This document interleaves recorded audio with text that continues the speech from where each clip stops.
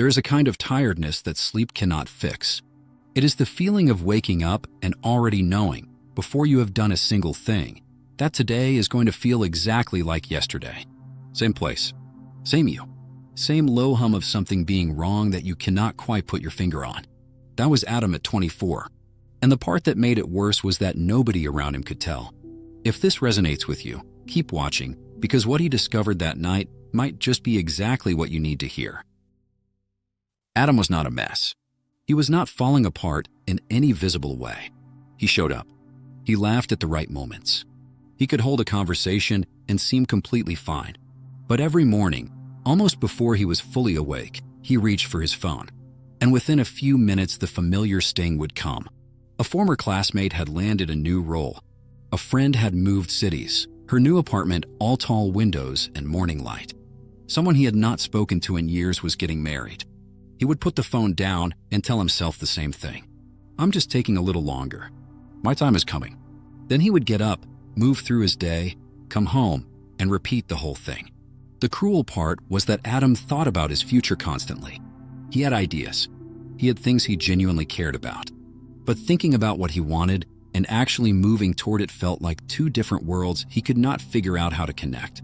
He would get close to starting something, and then something would shift, some quiet doubt, some perfect reason to wait, and he would be back to where he started. He kept calling himself a slow starter. But underneath that, something quieter and more honest was building. He did not know what he was doing with his life. And he had been not knowing for long enough that it had started to feel like a personal flaw. The belief underneath all of it was one he had never examined. Adam was waiting for something outside of him to make things clear. A moment of motivation, an opportunity that would feel obvious. Some version of himself that would finally arrive and take over. Until that happened, he was just getting ready. So he consumed hours of videos, podcasts, other people's stories and strategies. He told himself it was research, and maybe some of it was. But the deeper truth, the one he moved away from quickly whenever it got close, was that staying in preparation meant he never had to find out what happened if he actually tried and it did not work. He had turned confusion into a place to live. And the longer he stayed there, the more impossible it felt to leave. It did not show up as a dramatic collapse. That is what made it so easy to ignore. It showed up as him steering away from certain conversations, the ones where someone asked what he was working on, and he gave a vague answer and changed the subject before they could follow up.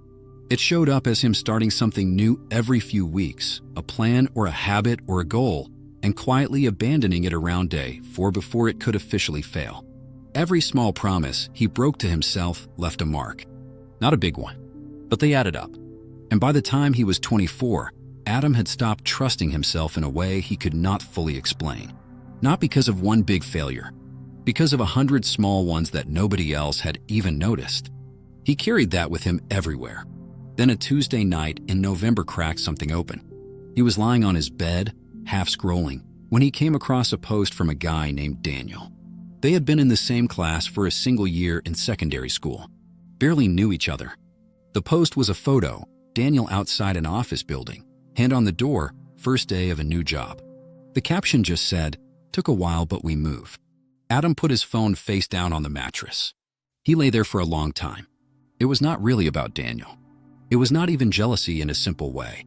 It was something more specific than that. The particular sting of watching someone's ordinary, unglamorous progress and feeling like even that felt out of reach. Not a dream life, just a life that was going somewhere. He stared at the ceiling. For once, he could not reach for the usual exit. He could not scroll into something else or tell himself a more comfortable story about where he was. He just lay there with the full weight of 2 years of his own avoidance sitting on his chest. What he did next was not planned. He sat up, reached over to his desk, and picked up a notebook he had bought months ago and never touched. Found a pen and started writing. Not neatly. He was not journaling in any intentional way. He was just getting things out of his head before they suffocated him.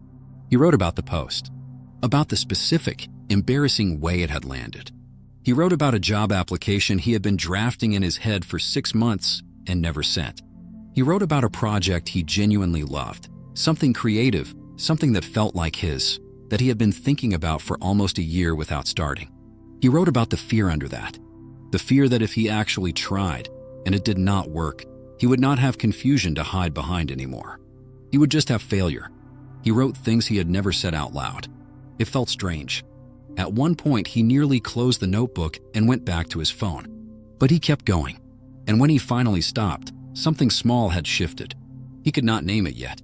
But for the first time in a long time, he had not managed how he was feeling or packaged it into something presentable. He had just told the truth. The next few nights, nothing dramatic happened. He was still the same person, still the same life. The writing felt more like a private ritual than a solution. But he kept coming back to it, mostly because it had become the one place where he was not performing. Then, about 3 weeks in, he flipped back through everything he had written and read it almost like it belonged to someone else. The pattern was embarrassingly clear. The same fear dressed up in different situations. The same dream showing up again and then getting buried under the same logic. The same invisible line he kept approaching and retreating from. He was not stuck because life had given him nothing to work with. He had been telling himself that story for 2 years. But reading his own words back, seeing them stacked up, page after page, made that story impossible to keep believing. He had not been waiting for clarity. He had been hiding from honesty. He wasn't lost. He was avoiding himself. That sentence stayed with him for days. And then he started doing something different. One night, he wrote a single question at the top of the page. What is the one thing I keep not doing that I already know I should? The answer came before he had finished writing the question. There was a person in his field he had been meaning to reach out to for months, someone who might have been able to open a door, and he had been sitting on it because he was afraid of a no. The next morning, he sent the message. His chest was tight when he hit send. The person replied within the hour. A week later, another question, what am I pretending not to know? What came out was that he had been spending his evenings watching content that left him feeling hollow and behind, and he had been doing it every night and calling it relaxing. He deleted 2 apps off his phone. No announcement. No new system. He just removed the thing that was quietly making him worse. Small moves. Nothing that would have impressed anyone from the outside. But each one came from a place of honesty instead of avoidance. And each one left him with something he had not felt in a long time. A thin but real sense that he was someone who could actually do what he decided to do. That feeling was not nothing. It was the beginning of trusting himself again. A year later, his life was not a transformation story in the way those usually get told. He had not built a company or found his dream job or figured everything out. He still had uncertain days. He still caught himself comparing sometimes. But he was not drifting. That was real, and it mattered. He had direction, not because it had finally arrived from somewhere outside of him, but because he had stopped waiting for it to. He was less anxious, not because his circumstances had completely changed, but because he was no longer carrying the weight of everything he had been refusing to look at. The notebook was still on his desk. He still came back to it most nights. Not as a ritual or a system, just because it was the one place where he was honest with himself before the day was done. And that honesty, plain, quiet, and private, turned out to be the thing that changed him more than anything else had. Maybe your life looks nothing like Adam's. But if something in this story found a sore spot, if some part of you recognized the waiting, the half-started things, the tired voice that says I'll figure it out soon, then maybe the most useful question tonight is not about goals or plans or habits. Maybe it is this: what have I been too afraid to admit to myself? Not to anyone else, just to yourself. On a blank page, in the quiet. Because the direction you have been looking for might not be hiding in another video, another plan, or another fresh start. It might be hiding in the honest conversation you have been putting off, the one you have been too afraid to have with the only person who has been there for every single moment of your life. Yourself.